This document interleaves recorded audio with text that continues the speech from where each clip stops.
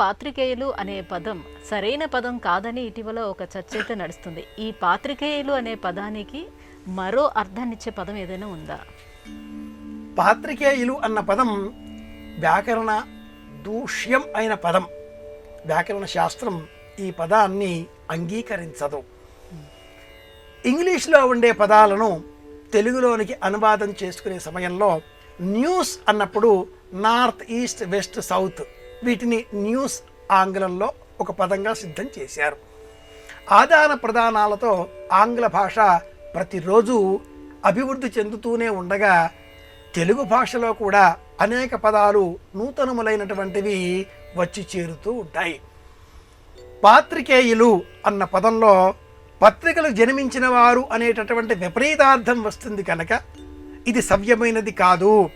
జలజ అన్న పదం ఎలా ఉంటుందో వార్తిక అన్న పదం అలా ఉంటుంది అని మహనీయులు స్వర్గీయులు బూతురాజు రాధాకృష్ణ గారు, అలాగే పుల్లెల శ్రీరామచంద్రుడు గారు వార్తికులు అన్న పదాన్ని ప్రత్యామ్నాయ పదంగా మనకు సూచించి ఉన్నారు. తెలుగు భాషలో ప్రతి పదానికి సంబంధించి సమానార్థకములైన పదములు లేనప్పుడు అలాంటి పదాలను సంస్కృతాలలో నుంచి, పైశాచిక ప్రాకృతిక సంస్కృతాదులలో నుంచి తత్సమ తద్భవాదులుగా మనం తయారు చేసుకుని తెలుగులో ఒక పదంగా వినియోగించే ప్రయత్నాలకు శ్రీకారం చుట్టాలి. క్రమేణా తెలుగు వారిలో తెలుగు భాష పట్ల ఇష్టం ఉన్నది, కానీ సమాజావసరాలతో, లోకం పోకడలతో ఆంగ్ల ప్రభావం, అన్య భాషల ప్రభావం పెరిగి అసలైన పదాల వాడుక అంతర్ధానమవుతోంది. మాట్లాడే ప్రతి మాటలో, ఒక వాక్యంలో 1-2 మాత్రమే తెలుగు పదాలు ఉండి మిగతా అన్ని పదాలు ఆంగ్లమయంగా మారిపోతున్న నేటి వాతావరణంలో సందర్భావసరాన్ని అనుసరించి సాటి తెలుగువారు కలిసినప్పుడు తెలుగులోనే మాట్లాడే ప్రయత్నం చేద్దాం, తెలుగును కాపాడుకుందాం. మహనీయులు బూతురాజు రాధాకృష్ణ గారు కానీ, పుల్లెల శ్రీరామచంద్రుడు గారు కానీ పాత్రికేయులు అన్న పదానికి బదులుగా వార్తికులు అన్న పదాన్ని వాడితే ఉచితంగా ఉంటుంది అని సూచించారు.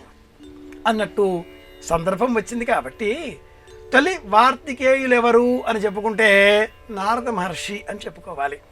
నారద జయంతి అన్న పేరిట వైశాఖ మాసంలో కూడా మనం ప్రత్యేకంగా ఒక రోజును మన పంచాంగాలు వివరిస్తూ ఉంటాయి.